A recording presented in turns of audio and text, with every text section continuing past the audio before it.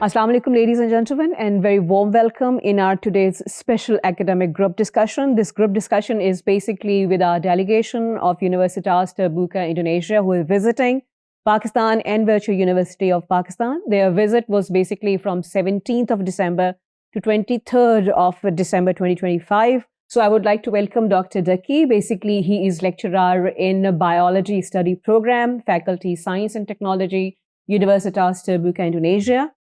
And I would like to welcome Dr. Subekti Nurmawati. She is basically Associate Professor in Biology Study Program and Dean of Faculty of Science and Technology. And Dr. Ernik Yuliana. She is basically Vice Dean of Academic Affairs at Faculty of Science and Technology, Universitas Terbuka. Welcome at our discussion group. Welcome in Pakistan. Welcome at Virtual University of Pakistan. So I'll be starting with Dr. Daki. I guess this is your first visit to Pakistan? This is my second visit. This is your second visit. Okay. So what was your expectations when you were landing in Pakistan? How was the food? How was the culture? How was the people? Assalamualaikum. Thank you. Walaikum salam. I feel great. I feel happy when I came here. I see many people. I see many nice people. And what is the most interesting experience is when I visited a rural area in Pakistan, near Lahore, and I meet some of the local farmers, and I enjoy discussion with them. This is what I've heard so far, that you have visited a village and you have seen the agriculture and the livestock, and I guess you enjoyed the most because that was more relevant to your field as well. Exactly. Okay, that's fine. So, Dr. Nurmawati, like what was your expectations, especially when it is more related with your visit to the Virtual University? This is what I've heard so far, that you participated in ceremony where you sign a letter of intent with the registrar of Virtual University of Pakistan, and then you visited lab and our examination system. So how was your experience? Assalamualaikum warahmatullahi wabarakatuh. It's very excited for me. There are many activities arranged by Professor Dr. Sanfil. He is one of the staff exchange from AAOU who has visited Universitas Terbuka Indonesia. From him, we can know about the virtual university, and from his information about virtual university, so we arranged to visit a few. And I think this visit is very, very, very useful for us because of the LOA we have done to sign, and we will propose to many activities for after that, and we will arrange some activities to implement this LOA. Okay, perfectly all right. Dr. Yuliana, I just need to know that you have seen Pakistani culture. So what was your experience with our culture, with our food? Because we were discussing that food is very spicy in Pakistan. So how was your experience? Yes, actually I am happy to be here to visit Pakistan. And also, I like so much the food of Pakistan. For example, prata, roti, chani, and etc. Okay, so you have tried a lot of things. Okay. Yes, and actually in Indonesia, sometimes I'm cooking biryani, biryani masala, biryani rice, and my family love biryani masala. Okay, so you're already familiar with the Pakistani food, especially the biryani. Okay, that's perfectly all right. Dr. Daki, I just want to know that apart from Pakistani culture, food, people, the life at the village or something like this, you have visited different departments at Virtual University of Pakistan, and have heard that you met different head of the departments as well. So I need to know that Universitas Terbuka Indonesia versus Virtual University of Pakistan, what were the similarities and dissimilarities that you have observed so far? Thank you.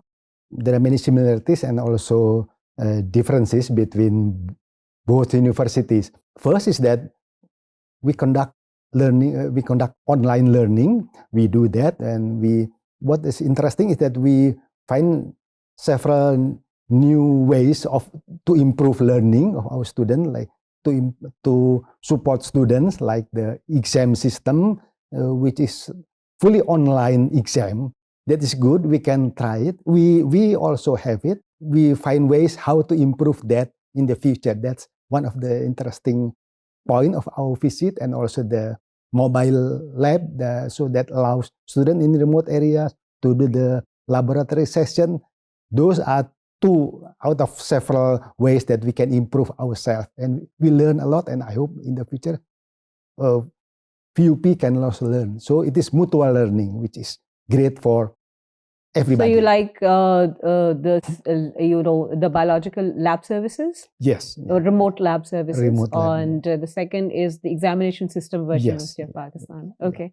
Okay. Now coming to your university, Universitas Terbuka, Indonesia. First of all, I would like you to give a brief to our audience that what is the vision and mission of your university and how they are contributing in the higher education system in Indonesia. Okay. Actually, Universitas Terbuka Indonesia is the first university who conduct online system in Indonesia and established in 1984. Currently, our student is 766,000 widespread in all over Indonesia and also other countries. About 66 countries. There are many students over there, and our mission is our government who established our university is to give chance our community who didn't conduct the university because of the lack of economy and also the quote of the university, face-to-face university. So there are many community that cannot attend university.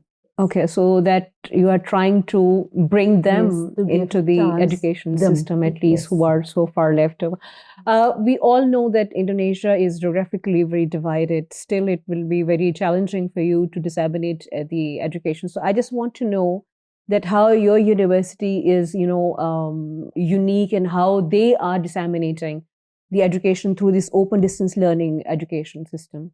Universitas Terbuka has 39 regional office Okay. in around Indonesian area, and Universitas Terbuka conduct online tutorial for our student and also face-to-face tutorial in each regional office in Indonesia. So our students, all of our students can learn learning materials from us through online tutorial and face-to-face tutorial, and also blended tutorial, online and face-to-face, and webinar tutorial. Okay, that is quite similar to Virtual University. We're also Yes. recording the different Yes. lectures. We are, available on the YouTube and on the television channel. They can watch any, Yes, yes, I think. any source which is easy for you. Dr. Jackie, I just want to know that any special digital tool, any special pedagogy that you guys are adopting to deliver the education, and especially I just need to know that anything that makes your university unique from others. Thank you. There are many ways that can deliver the learning, that we can allow students to learn despite the geographical barriers. For example, we have the learning material, the textbook. We still use printed textbook as well as the digital textbook.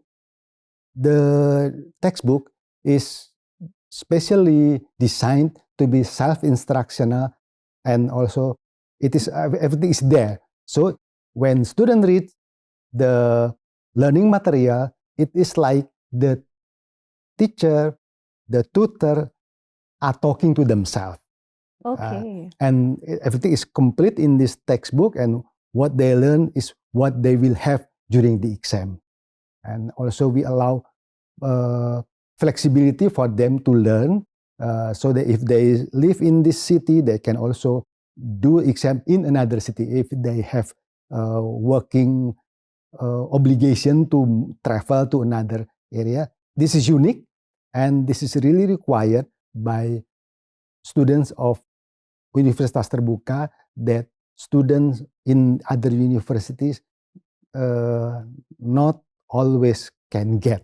So that makes us unique, and it is required by students in many parts of Indonesia, usually regarding the geographical barrier and working obligation, like and family obligation for female students, for example. That's true. And I guess flexibility is a new demand in higher education, especially because Indonesia is geographically diverse. But apart from that, now our students are traveling frequently because of their jobs. Yes. So yes, flexibility is a very unique way, and it is unique for virtual university as well. So what are the different programs that you guys are offering, like BS programs or any MA, MPhil, PhD, anything? I just need to know about the programs that you guys are offering. Our Faculty of Science and Technology, has 8 study programs, especially for undergraduate students.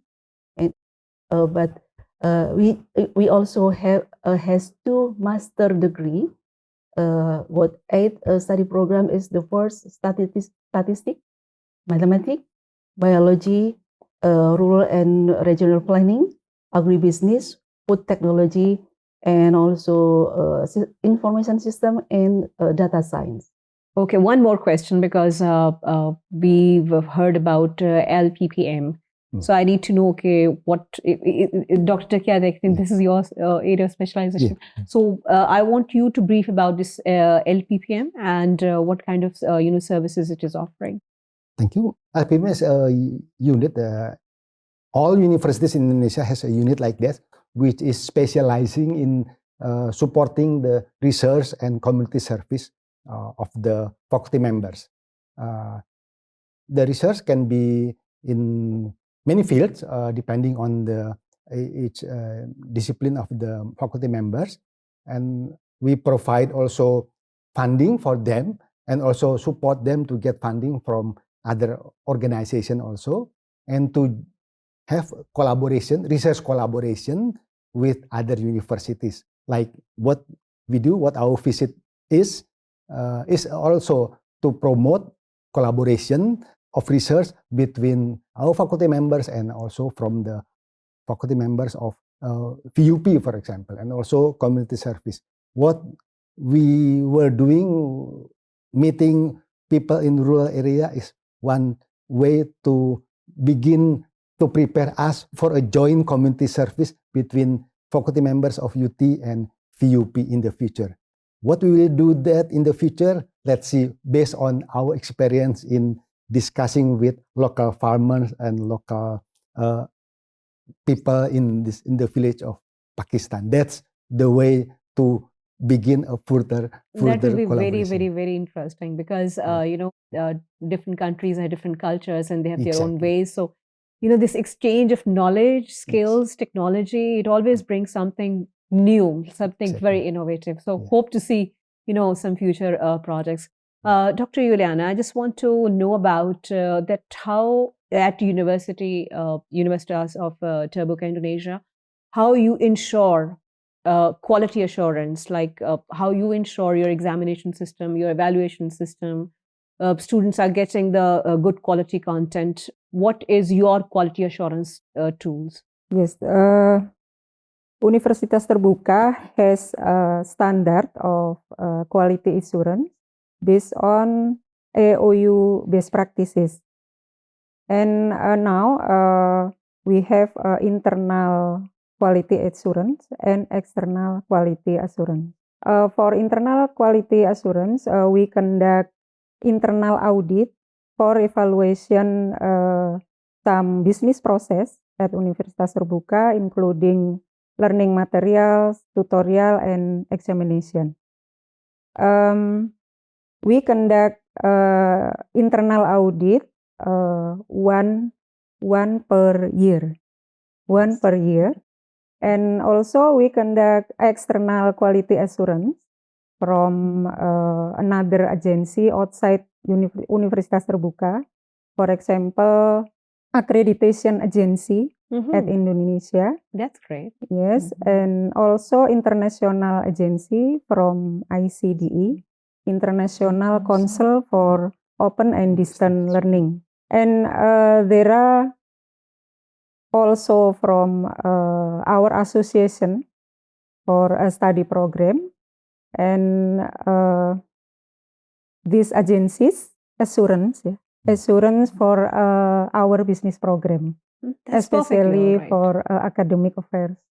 Because at the moment, if you really wanted to be very transparent, so transparency always comes from the external agencies when they are evaluating your programs, your examination system, your Yes, yes. content, and they are giving you the, quality assurance. Obviously, this is the best practice. Okay, now coming to virtual university and Universitas Terbuka, Indonesia, I just need to know, okay, the model that we both have adopted, you think that it's similar, different, or any third model which can go for the collaboration? I think if compared between Universitas Terbuka and also PU, it's quite similar, I think. But the main differences is the position of our student. In Pakistan, currently we know that the student they live in terrestrial and Terrestrial. terrestrial, but our student widespread in many islands. So we have to serve for them with many effort to give serve for our Okay. students. Can I have some example? Sure, please. In some islands, some small islands, during bad weather, they are not allowed to travel by sea because of the weather and the wave and the ocean situation. So they cannot attend, like they cannot visit lab, for example. Yes. So that's the challenge that we done, that we have to handle nowadays and in the future. But in Pakistan, it is a continental area, so that you can travel on land. But in our country with so many islands, that's a challenge. Oh, Really a challenge. indeed, that is a big challenge. And I think open distance education, and especially the education on the digital platforms, right? That is the right solution for these problems. I would Yes. like to, add one thing, that even in Pakistan, there are far-reaching areas where the traveling is not easy. The weather is very harsh, Okay. especially in the winter. They cannot travel. If there is a flood, they cannot travel, especially in Balochistan areas. So yes, this digital platform is basically giving them the access to the higher education. Yes. And one more thing is that if somebody is, physically challenged, even they can, get the admission at the universities. And that is the best thing, I think, about the digital platforms, especially the open. One more question I just want to ask you, that questions come out of my mind, because that is a question that has been asked so many times from any faculty who at Virtual University of Pakistan and you as well. The value of a degree which you have earned from an online university, the worth of an online education, because this is a global phenomena, and now everybody has started talking about it. I want to have your opinion about it. I think for the first time, probably our community is still questionable about the online learning, something That's Universitas Terbuka in Indonesia. But after we get COVID-19, I think things there our community that we can prove that our students raised significantly after COVID-19. So I think the community is changing their mind about the open university. That's very true. That's what I'm saying, that after COVID-19, I think that people have now realized that digital education is now future. Yes. You cannot avoid, the digital platforms now. Now coming to our next segment, which is more related with our future collaborations. My next question to Dr. Yuliana, to you, is that because you says that you want to have some collaborations with Virtual University of Pakistan. So we have our examination system. We have adopted a certain, pedagogies for the assessment tool for our students. We are recording the different lectures for our students. So what you are looking at different things, and how you think that what are the possible potentials that where we can collaborate? We have some planning for collaboration in research, especially for biology study program and fisheries, also for my expert. We have some agenda for collaboration in research, publication, community services, and many things for research. And also, we have planning for collaboration in student exchange.